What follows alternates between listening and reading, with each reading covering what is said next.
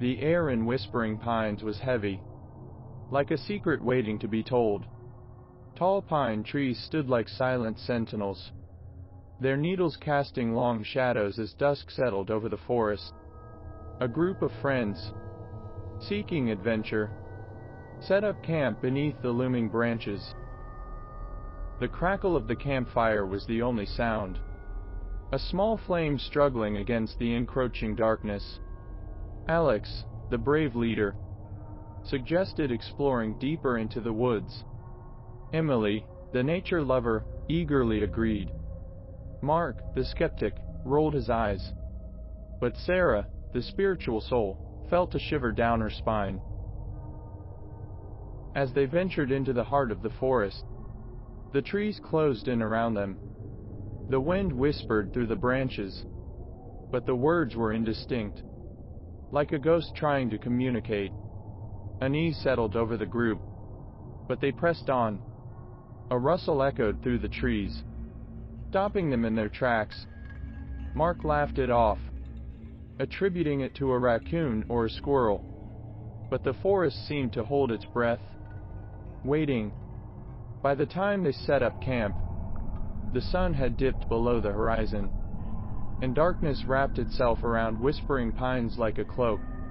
The friends gathered around the campfire, sharing laughter that couldn't dispel the unease. The flames flickered, casting eerie shadows on the trees. An old man emerged from the shadows, his face etched with wrinkles like the bark of the ancient pines. His eyes gleamed with a knowing that sent a chill down their spines. He spoke of the Wendigo, a creature that lurked in the heart of the forest, hungering for those who dared to trespass. Mark scoffed at the old man's tale, calling it a bedtime story for children. But the old man's gaze was intense, and his words lingered in the air like a haunting melody. A Wendigo, really? Mark chuckled, trying to lighten the mood. I thought we were here for a fun camping trip, not a horror movie.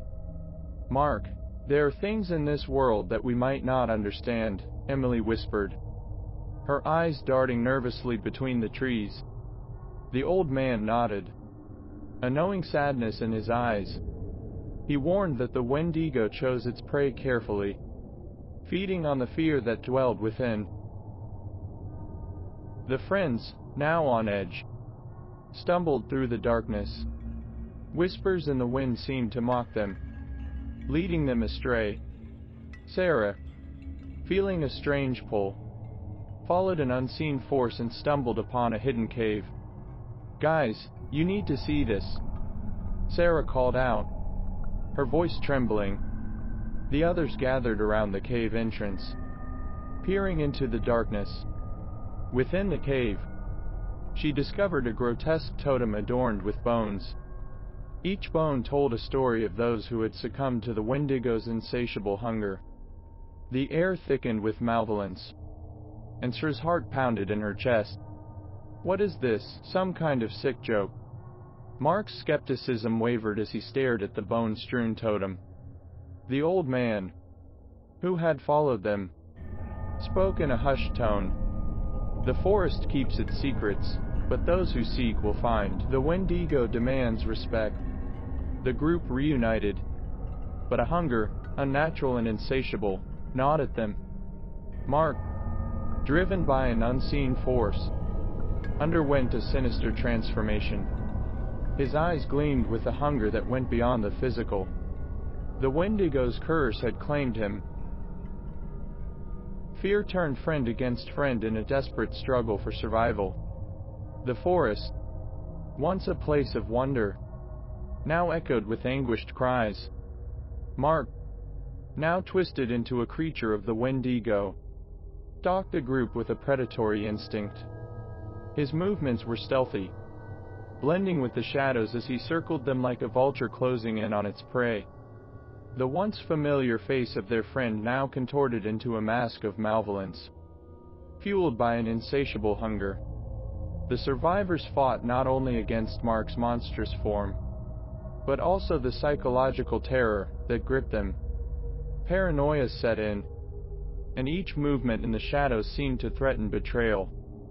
They struggled to discern between friend and foe, their once tight-knit group now fractured by fear.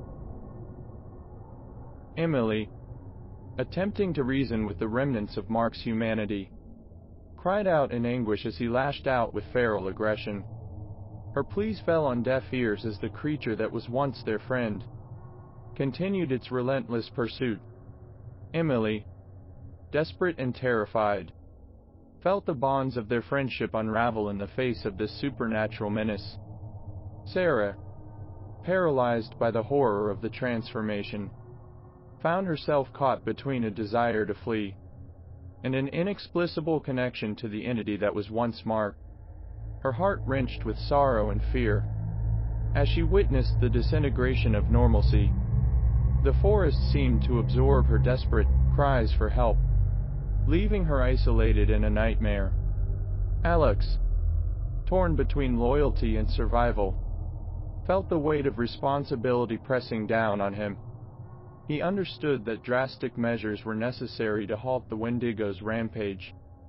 As Mark closed in on the group, Alex's eyes fell on an old bow and arrows near the cave's entrance, relics of a forgotten time, recalling an ancient legend shared by the mysterious old man. Alex realized the key to breaking the Wendigo's curse. The legend spoke of piercing its heart with a weapon made from the bones of a creature that had witnessed its creation. The cave itself, with its grim totem and bone-laden history, provided the means for salvation.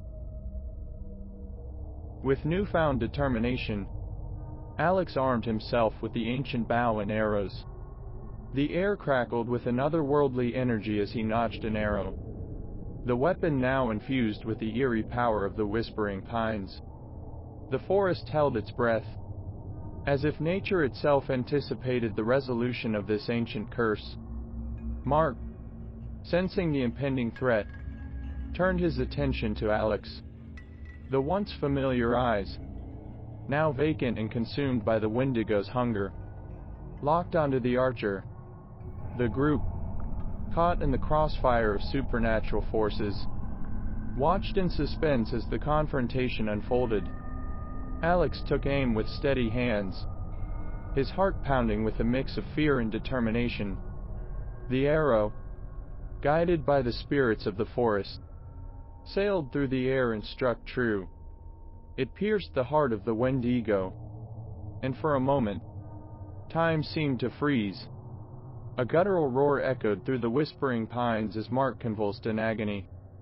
The creature thrashed violently, its monstrous form contorting and writhing.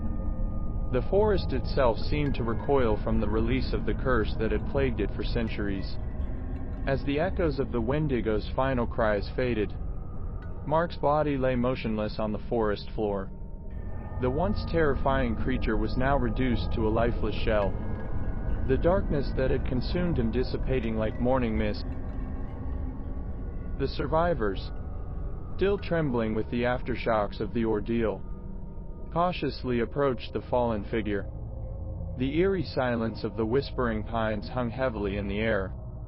The malevolent force that had gripped the forest finally lifted. Emily, Sarah, and Alex shared a somber moment as they processed the events that had unfolded. The bonds of their friendship, tested and strained, had weathered a supernatural storm. The whispering pines, though forever scarred by the Wendigo's presence, now seemed to sigh in relief as daylight broke over the horizon, casting away the lingering shadows. The survivors emerged from the depths of the forest. Their once unbreakable bonds had been forged anew in the crucible of horror, and the whispering pines, though still haunted by whispers of the past, stood as a testament to the resilience of the human spirit in the face of the unknown.